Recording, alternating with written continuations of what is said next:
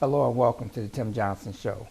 Located in Grand Blanc, Michigan, my name is Tim Johnson, and I'm here with some very special guests. Ms. Claudia Perkins was running for state representative, 34th District. Ms. Perkins, how would you like to? Hi, I'm so happy that you allowed me to come on your show today and share with you some of my concerns and my thoughts. Appreciate that. I appreciate having you here. What a blessing. Mr. Richard Jones, actually he's a community activist, and he's on the show today, and we're blessed to have him. Yeah, thank you, and I'm blessed to be here. Kind of good to get out the house for a little while. Absolutely. Yeah, still social distance. Yeah.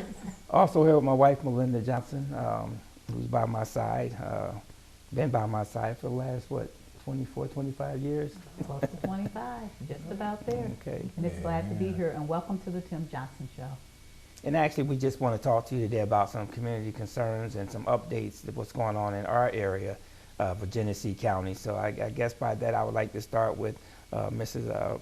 Perkins. If you want to just give us some of your thoughts and concerns. Well, I decided that I was going to run for state representative because I've been out here as an activist in this community for over 40-something years. I was the shop committee for the Delphi plants on Dort Highway, Averill, and Central Road. And so we represented over 13,000 employees. So I was the first African American female to be the highest position in the bargaining unit for the UAW. And I had to deal with many concerns for all of our constituents. You get into their personal lives as well as their professional lives on the jobs when you do the kind of work that I did. I negotiated at the highest level with people from all over the world because Delphi was a world conglomerate. And so I'm a community activist. And I didn't know all of the things that I would encounter being a union rep, but I learned fast. And since I retired in 2014 with 36.3 years, I have never stopped since I retired in the community, being an activist. Wow. So, Well, let me ask you this, Ms. Perkins, with your knowledge and background and concerns, what are some of the things that you would like to see done a little different in our district, in your district that you're running for, the 34th District? What were some of the things that you would like to see a change made for the better? well, first of all, I'm very concerned about this water crisis. I'm with the Democracy Defense League, which is headed up by Claire McClinton.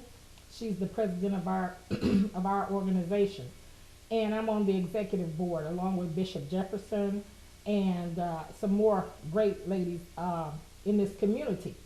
And we focus on all the issues in the community for all of the constituents.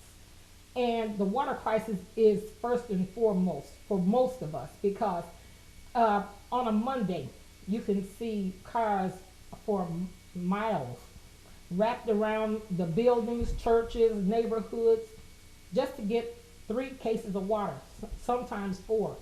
And so you have to be in line like 8 o'clock in the morning, and you don't get out until afternoon, well afternoon, and sometimes they run out because they close the water pods. So this is a weekly concern, and we all have to do it in order to survive. I'm sick and tired of being sick and tired. On April the 25th, this will be the 6th year of the water crisis. 6 years, and that's too much. Yeah, I was just getting ready to ask the question, how long have we been going through this? When you were talking, it took me back to 2016, and I know it was actually even before then, it was like 2015 or 14 when it actually started. Oh yeah. And I was like, wow, how many years have we been going through this with this plastic water bottle that we have to drink from to make sure we don't contaminate our souls? Yeah, too long for 6 sure. years. 6 years. 6 years on April 25th. That And is this correct. and this is the Great Lakes, right? This is It's supposed to be the Great we're Lakes. supposed to have the The largest purest body water, of yeah, fresh and the purest water, yeah. in the world. Wow. We are. Wow. And this is a travesty. Well, it really is. Now, Man-made disaster. That's What I tell A you. man-made disaster. And we're waiting for the criminals. We're waiting for the criminals to be arrested and sent where they need to go in the orange jumpsuits in the prison. Far as Well, I'm we concerned. thought that was We're fighting for that. Yes. Actually, my group was the organization that brought the Attorney General's office here, as well as the attorneys for the plaintiffs. Plaintiffs. And so we were the organization that did that, and we brought them over to UAW Local 659 last June. And so I went to the podium, and I had a lot to say because I am out here. I'm an activist. I'm all the way from federal court to the Supreme Court. And so I fight hard for the constituents in this community. And as I say, I've never stopped. Let me ask you this. I never understood why. I never understood why they actually, I don't want to say dropped the charges on everybody that they had charged, but do you have any insight on why they actually dismissed the charge? Now, I was told they were going to bring them back, but we haven't heard of anything bringing them back yet. But some of these people have pleaded guilty to them. How do you plead guilty and the process went on for some period of time after that? Then they came back and just dropped the charges. I mean, what was the purpose? What's going on with that? We were told at that particular meeting in last June that they dropped the charges because they want to start with a fresh set of investigations. And I didn't think they should have dropped it. That was my take on it. And I wasn't alone. And we have not heard anything since then. Yeah. And so we are upset. So I read an article today saying that it's still on track, but they have not communicated to us. So we're out in limbo. And that was done under this new administration as far as the governor's office, because when the old governor went out, those charges was already in place. People had been charged. So people had pleaded guilty.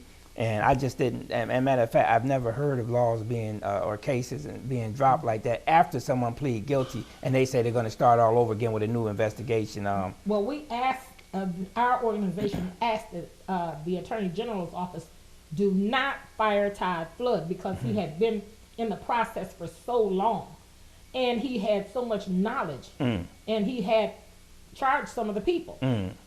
Why would you take him away? Right. You know, you could have used him as an assistant to whomever you want to put in front. That's the way we felt. Someone was already knowledgeable about the whole situation, right. And so, so we were not satisfied, and we're not satisfied. We won't be satisfied because there is a deadline. We don't know what that deadline is, and we're all anxiously awaiting it. But they're saying that Senator Ananick, as well as State Rep Cherry, put in some language about the criminality part that would sustain them for 10 years out.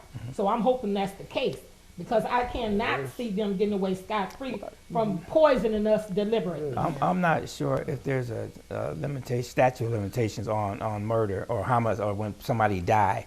They had death behind, some people died from that decision that was made. I don't think there's a statute of limitations on that, but I could be wrong. So I would hope that they continue with that investigation and they actually, and they would hold those accountable for who actually walked us into that water crisis. That's right. Because we do know it was man-made, and it's, make no mistake about it, everybody who had their hands in on it, they should be held accountable for it. It was deliberate. It was deliberate. And let me say this, I'm a boss.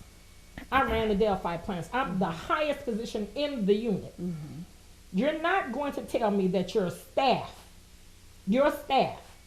can make a decision that you don't know for about. me, and I don't know about it. So Snyder is a liar. Yeah, we all see a deliberate liar. Yeah. And it's coming out more and more and more. Yeah. There's no way his staff is going to make that big of a decision and he not know about it. Yeah. So he can go with that one.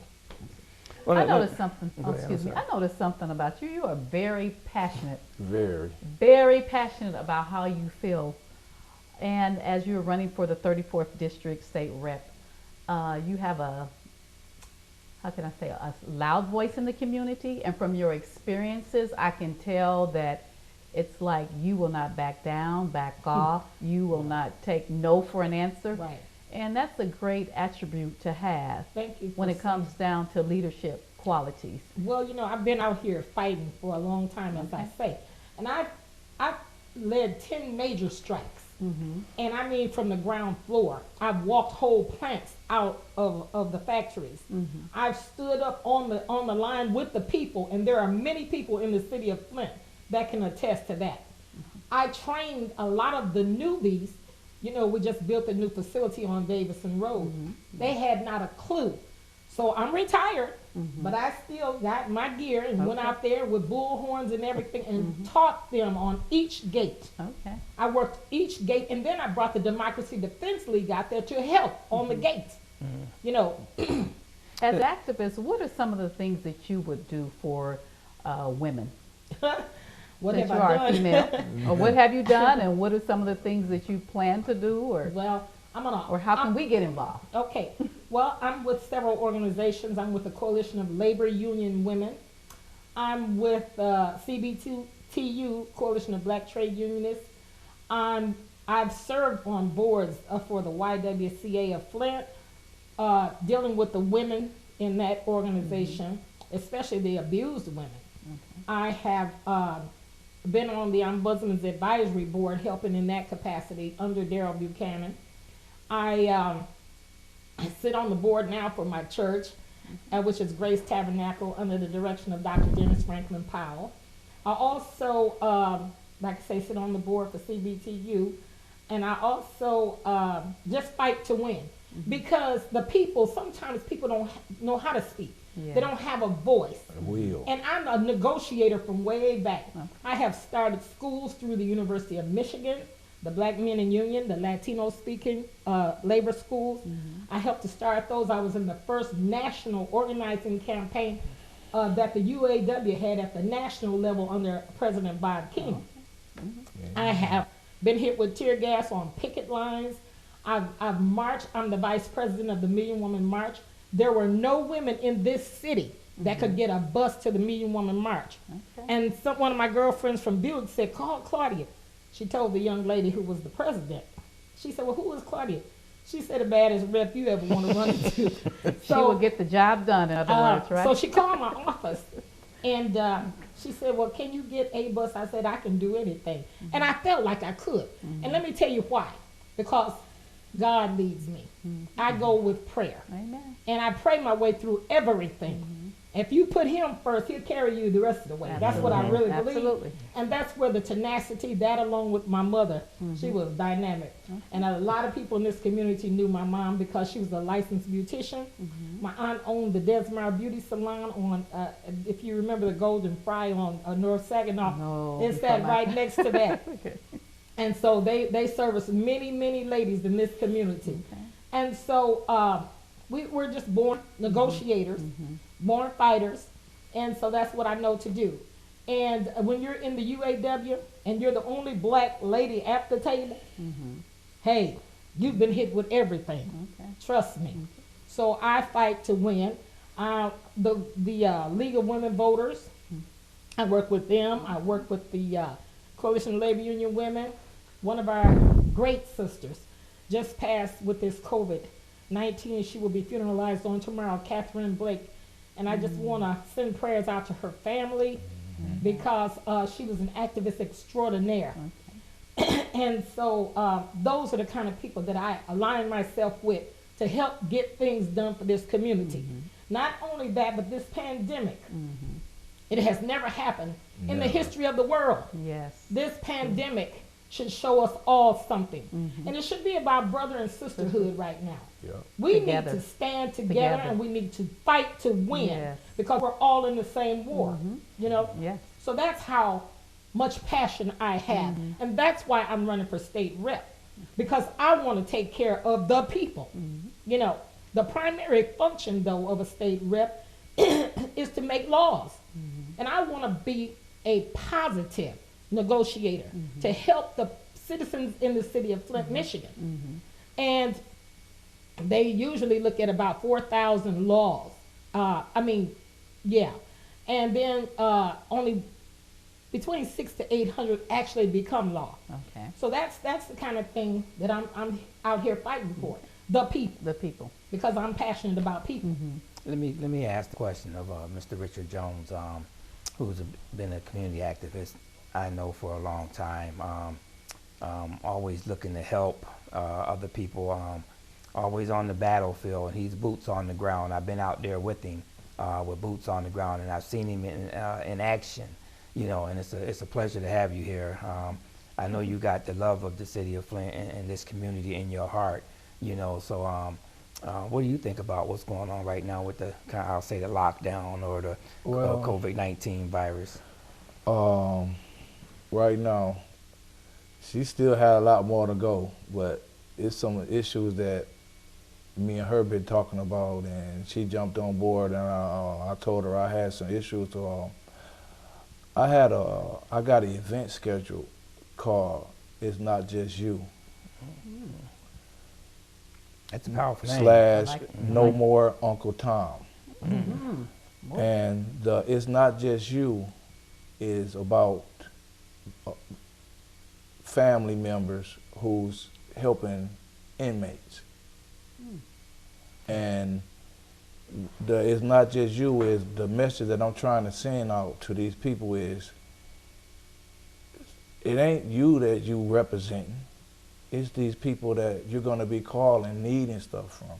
Right now, it's a cry from parents talking about their sons are sending letters to the governor ain't getting them. They're bringing in inmates that are infected to mingle with inmates that are not infected. And we all know that they can't obey the law called social distance. Is affected by a crime. Someone is shot. You know, if you're upset with somebody and you get into a disagreement or something, and it turns to death or havoc or something of that nature, it don't just affect you. No, it affects your mother, your father, your sister, your brother, your aunt. It affects everybody in your family, and even in the shooter's family. It affects him too, because his parents are worried about what's going to happen with him. It's not just you personally. Yeah, so that's that person. Those are the kind of things that really people need to think about when they're targeting to go out and hurt somebody. You know, eventually you're going to pay for it. Absolutely. You're going to pay for it. You know. And but I truly could appreciate what you guys are out there doing in the community, and actually just really wanting for thanking you actually for being on the show and coming and voicing your opinion, and letting us know the direction you guys want to go in. Well, I would also like to say I am doing a lot of prison advocacy work right now. A lot of it. I've been working with ministers, working on that, because as you know, a lot of times, a lot of the reformed inmates try to come home. They don't have a decent place to come. They need to be rehabilitated. Those are the kinds of things, not just to get them out. Right. We want to make them successful people back into the community. A lot of people don't even realize that ex-felons can vote. As long as they paid their debt to society, they can vote. Right. And so I'm urging everybody to get out and vote. And maybe it's going to be a different way this time. However, it is your God-given right to vote. Yes. Our foreparents fought, bled, and died for us to have that right.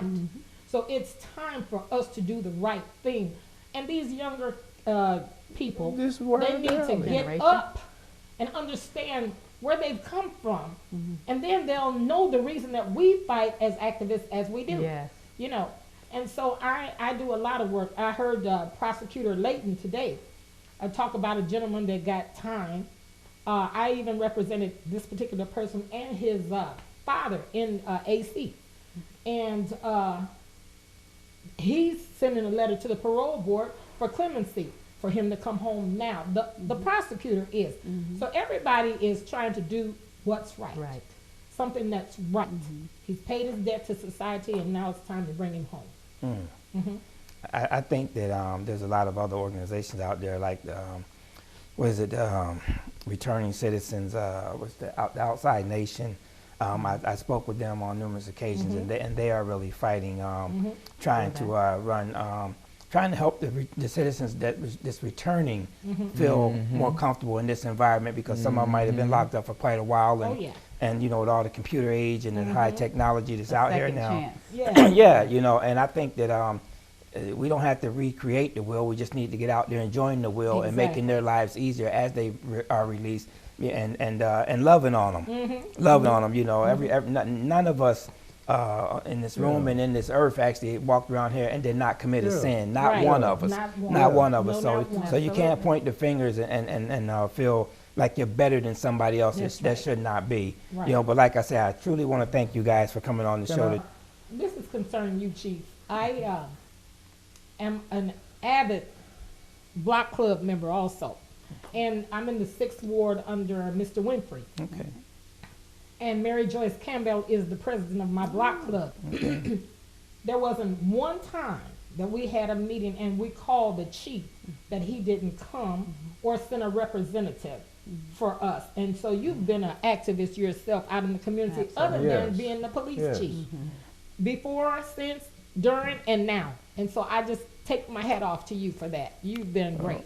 God is good. I just ask you guys to continue to keep me in your prayers, and we know that God is on the throne and He's in control. He's in control, you know. So we're going to keep on doing what we do. Right. You know, I have no doubt in my mind that God is going to continue to move us forward and continue to bless us in our movement forward. You know, as long as we're on the right track and we're loving on each other, doing what His Word says. You know, that firstly to honor Him, but also to love our brothers and sisters as we love ourselves. That's right. You know, so let's move this city, this county, and this state, if we can, forward by staying positive and respecting and just being there for each other, you know. But I do want to say thank you for your presence on the show, you know, and I'm quite sure we'll be seeing a lot of you out there and back here too, you know. So thank you, and God bless you guys both. Yeah.